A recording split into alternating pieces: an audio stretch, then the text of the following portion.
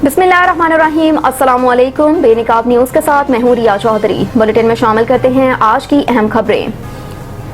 खबर शामिल करेंगे गुलियाना से उमर वकास की रिपोर्ट के मुताबिक SHO गुलियाना असलम हंजा की ज्वाइन पेशा अफराद के खिलाफ कार्रवाई। 2 रुकनी मोटरसाइकिल चोर गैंग गिरफ्तार कर लिया गया। राजा आमिर महमूद की रिपोर्ट के मुताबिक आइन की खिलाफवर्जी पर हम एक्शन लेंगे। Chief justice Bandial. Supreme court ने इलेक्शन कमीशन की नजरसानी दरख्वास्त खारिज कर दी। जहां आइन की खिलाफवर्जी होगी अदालत मुदाखलत करेगी। सुप्रीम कोर्ट इलेक्शन कमीशन अगर 90 दिन में इंतखाबात नहीं करवा सकता तो सुप्रीम कोर्ट आ जाता। इलेक्शन कमीशन खुद से इंतखाबात की तारीख तब्दील नहीं कर सकता। आइन पाकिस्तान इलेक्शन कमीशन की जागीर नहीं है। आइन पाकिस्तानी अवाम की मलकियत है। इलेक्शन कमीशन ने कहा है कि हमें सिक्योरिटी और फंड दे, इलेक्शन करवा देंगे। जब फैसला आ गया तो नजरसानी की दरख्वास्त ले आए। Chief justice Bandial.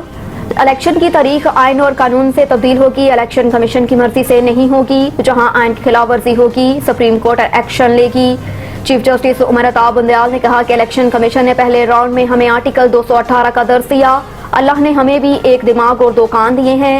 आइन पाकिस्तान किसी की जागीर नहीं जो उसकी खिलाफवर्जी करे।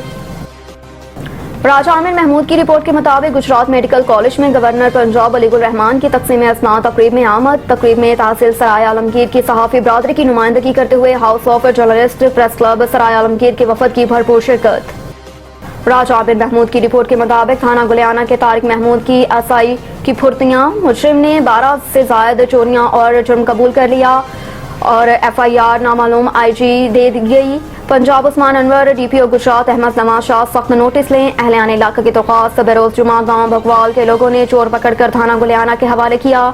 चोर से 7 मोबाइल फोन भी बरामद हुए। तकरीबन 20 बंदों के सामने चोर ने बहुत सारी चोरियों का भी एतराफ किया और SI बहादुर तारिक ने FIR नामालूम अफराद पर काटी और जुर्म कबूल करने के बावजूद नामालूम FIR देना बहुत बड़ी रिश्वत लेना साबित होता है। ऐसे SI फौरी तौर पर इंक्वायरी की जाए और नौकरी से बर्खास्त किया जाए। डबल सेंचुरी के बाद भी चीनी की कीमत को ब्रेक ना लगी। मजीद 15 रुपए किलो महंगी। गुज़श्ता रोज कोयटा में 1 किलो चीनी पर 15 रुपए बढ़े। आज फिर 15 रुपए का इजाफा हो गया। फी किलो कीमत 220 रुपए तक जा पहुंची। 4 रोज में चीनी की कीमत 40 रुपए बढ़ चुकी है, जबकि चमन कोयटा से भी आगे है जहां फी किलो चीनी 230 रुपए में फरोख्त की जा रही है। कराची में भी चीनी की फी किलो कीमत 200 किलो हो गई, जबकि लाहौर की ओपन मार्केट में चीनी 176 रुपए फी किलो में फरोख्त की जा रही है। तमाम छोटी दुकानों और बाजारों से चीनी गायब हो गई। सरगोदा में 3 दिन में चीनी की कीमत में 35 रुपए फी किलो का इजाफा हुआ और 1 किलो चीनी 185 रुपए में दस्तयाब है। कराची के लिए बिजली 10.32 रुपए फी यूनिट तक मजीद महंगी करने की दरख्वास्त नेपरा में जमा कराई गई। दरख्वास्त में 2022-23 की 3 मुख्तलिफ समाही एडजस्टमेंट की मद में इजाफा मांगा गया है। हुकूमत की जानिब से नेपरा में जमा कराई गई दरख्वास्त में अक्टूबर ta दिसंबर 2022 की समाही एडजस्टमेंट में 47 पैसे इजाफे की दरख्वास्त की गई है, जबकि जुलाई ta सितंबर 2022 की समाही एडजस्टमेंट के तहत 4.45 रुपए फी यूनिट वसूली की दरख्वास्त की गई।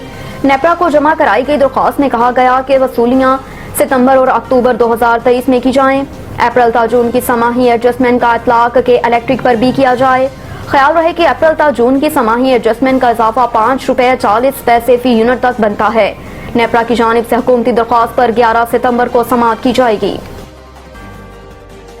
बिजली के भारी बिलों में रिलीफ के मामले पर अहम पेशरफ्त। जराए का कहना है कि निगरान वफाकी हुकूमत की जानिब से भारी बिजली के बिलों में आवाम को रिलीफ देने के लिए IMF के साथ बातचीत जारी है। जराए के मुताबिक बिजली के भारी बिलों में रिलीफ की मद में अक्टूबर में 300 यूनिट तक के सार्फिन के बिलों में 3000 रुपए तक कमी होगी, जबकि 60 से 70 हजार रुपए तक बिजली बिलों में 13,000 रुपए तक कमी होगी।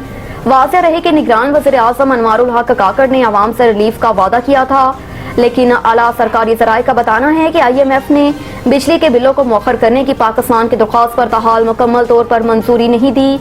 जराए का कहना है कि IMF पाकिस्तानी मुज़ाकरात कारों को बहुत टफ टाइम दे रहा है। दोनों फरीक अब तक इजाफी बिलों की अदायगी के फार्मूले पर कोई इत्तफाक राय पैदा नहीं कर सके। और परवेज इलाही की अटक जेल में तबीयत नासाज। जराए के मुताबिक चौधरी परवेज इलाही को कुछ देर में पिम्स अस्पताल इस्लामाबाद लाया जाएगा। जराए का बताना है कि पिम्स अस्पताल में परवेज इलाही का मेडिकल चेकअप करवाया जाएगा। याद रहे कि 3 रोज कबल चौधरी परवेज इलाही को इस्लामाबाद पुलिस ने 3 MPO के तहत गिरफ्तार करके अटक जेल मुंतकिल किया था। कबल अजी लाहौर हाईकोर्ट ने चौधरी परवेज इलाही को रिहा करने का हुक्म देते हुए कहा कि परवेज इलाही को नैब या कोई अथॉरिटी एजेंसी गिरफ्तार नहीं करेगी और उन्हें किसी भी कानून के तहत नजरबंद भी नहीं किया जाएगा। अब तक के लिए इतना ही। देखते रहिए बेनिकाब न्यूज।